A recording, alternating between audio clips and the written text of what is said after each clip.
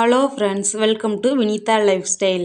நம்ம இன்றைக்கி கிராமத்து ஸ்டைலில் கத்திரிக்காய் புளிக்குழம்பு எப்படி செய்யலாம் அப்படின்றது தான் இந்த வீடியோவில் நம்ம பார்க்க போகிறோம். நான் சொல்கிற அளவுகளில் செஞ்சு பாருங்கள். நிறைய டிப்ஸ் அண்ட் ட்ரிக்ஸ் இந்த வீடியோவில் நான் ஷேர் பண்ணியிருக்கேன். ஸோ வீடியோ முழுவதும் நீங்கள் ஸ்கிப் பண்ணாமல் பாருங்கள்.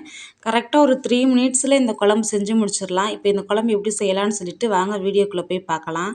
ஃபஸ்ட்டு இந்த குழம்பு ரெசிபி பண்ணுறதுக்கு ஒரு பேன் சூடு பண்ணிக்கோங்க. அதில் 3 ஸ்பூன் அளவுக்கு நல்லெண்ணெய் சேர்த்துக்கோங்க.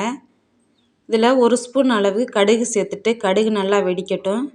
கடுகு நல்லா வெடித்ததும் 10 சின்ன வெங்காயத்தை இந்த மாதிரி பொடிசாக கட் பண்ணி வச்சுருக்கேன், அதை இது கூட சேர்த்துட்டு வெங்காயம் நல்லா கண்ணாடி பதம் வர வரைக்கும் வதக்கிக்கோங்க.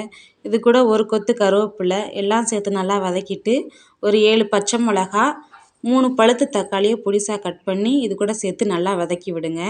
வெங்காயம், தக்காளி, பச்சை மிளகாய் எல்லாமே நல்லா வதங்கட்டும். இப்போ இது சீக்கிரமாக வதங்குறதுக்காக கொஞ்சமாக கல் உப்பு சேர்த்துருக்கேன்.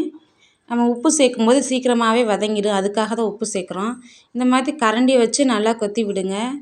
வெங்காயம், தக்காளி எல்லாமே இந்த மாதிரி நல்லா கொத்தி விடும்போது சீக்கிரமாக வதங்கிடும். இப்போ ஓரளவுக்கு வதங்கிடுச்சு பாருங்கள்.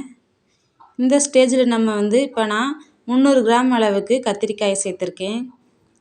கத்திரிக்காயை நறுக்கின உடனே தண்ணியில் போட்டுருங்க, இல்லைன்னா கருப்பு தட்டிடும். இப்போ இது கூட 1 ஸ்பூன் மஞ்சள் தூள் சேர்த்துக்கோங்க. அதுக்கப்புறம் 1.5 ஸ்பூன் அளவுக்கு வீட்டில் அரைச்சி வச்சுருப்போம் இல்லையா குழம்பு மிளகாய் தூள், அது சேர்த்துக்கோங்க. இப்போ இது கூட தேவையான அளவு உப்பு. அவ்வளோதான். நீ இந்த மாதிரி ஒரு கரண்டி வச்சு நல்லா கிளறி விடுங்க. மசாலாவோட பச்சை வாசனை போக தட்டியும் இந்த மாதிரி நல்லா கிளறி விடுங்க. இப்போ அவ்வளோதான். இப்போ நம்ம இதுக்கு ஒரு மூடி போட்டு நல்லா மூடி வச்சிடலாம். காய் நல்லா வதங்கட்டும். இப்போ ஓப்பன் பண்ணி பார்க்கலாம். கரெக்டாக 3 நிமிஷம் தான் வச்சுருந்தோம் மீடியம் ஃப்ளேமில். எந்த அளவுக்கு சூப்பராக எண்ணெய் பிரிஞ்சு வதங்கி வந்திருக்கு பாருங்கள். அடுப்பை ஹை ஃப்ளேமில் வச்சா கத்திரிக்காய் கருகிரும், சீக்கிரம் வதங்காது. அதுக்காக தான் மீடியம் ஃப்ளேமில் வைக்க சொல்லியிருக்கேன். அவ்வளோதான். இந்த ஸ்டேஜில் நான் ஒரு எலுமிச்சம்பழம் சைஸ் அளவுக்கு புளி எடுத்து ஊற வச்சு கரைச்சி வச்சுருக்கேன். அந்த தண்ணியை இது கூட சேர்த்துக்கலாம். தூசி மண்ணெல்லாம் எதுவும் இல்லாமல் சேர்த்துக்கங்க. சேர்த்துட்டு கரண்டி வச்சு எல்லாத்தையும் நல்லா ஒரு தடவை இந்த மாதிரி கிண்டி விடுங்க. அவ்வளோதான். இப்போ குழம்புக்கு நம்ம மசாலாத்தூள், புளி தண்ணி எல்லாமே சேர்த்தாச்சு. இந்த மாதிரி கரண்டி வச்சு நல்லா கிண்டி விட்டுட்டு ஒரு மூடி போட்டு மூடி வச்சுருங்க. அடுப்பு மீடியம் ஃப்ளேம்லேயே இருக்கட்டும். இந்த ஸ்டேஜில் நம்ம தேங்காய் பேஸ்ட் ரெடி பண்ணிக்கலாம்.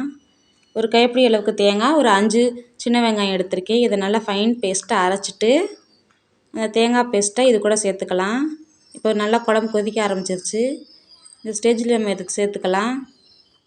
மிக்ஸி ஜார் அலம்பி அந்த தண்ணி இது கூட சேர்த்துக்கலாம். உங்களுக்கு எந்த அளவுக்கு தண்ணி தேவையோ அந்த அளவுக்கு இது சேர்த்துக்கோங்க. இப்போ இந்த மாதிரி கரண்டி வச்சு நல்லா கிண்டி விடுங்க. அவ்வளோதான். நமக்கு குழம்பு நல்லா கொதித்து வந்தால் நமக்கு குழம்பு ரெடி ஆயிடுச்சு. உங்களுக்கு தண்ணியான பக்குவத்தில் வேணால் தண்ணியாகவே நீங்கள் வச்சுக்கலாம், இல்லை கொஞ்சம் கெட்டியாக வேணுனாலும் நீங்கள் கொஞ்சம் வற்ற விட்டு இந்த மாதிரி வச்சுக்கலாம். நான் எனக்கு கெட்டியான பக்குவத்தில் வேணுன்றனால கொஞ்சம் நேரம் அடுப்புலேயே வச்சுருக்கேன். இப்போ அவ்வளோதான். சூப்பராக ரெடி ஆயிடுச்சு பாருங்கள். அவ்வளோதான் ஃப்ரெண்ட்ஸ், இப்போ நம்மளோட கிராமத்து ஸ்டைலில் கத்திரிக்காய் புளிக்குழம்பு சூப்பராக ரெடி ஆயிடுச்சு. கண்டிப்பாக அந்த ரெசிபியை நீங்களும் உங்கள் வீட்டில் ட்ரை பண்ணி பாருங்கள். உங்கள் ஃப்ரெண்ட்ஸ் எல்லாத்துக்குமே இதை ஷேர் பண்ணுங்கள் ஃப்ரெண்ட்ஸ். ரொம்பவே சூப்பராக இருக்கும்.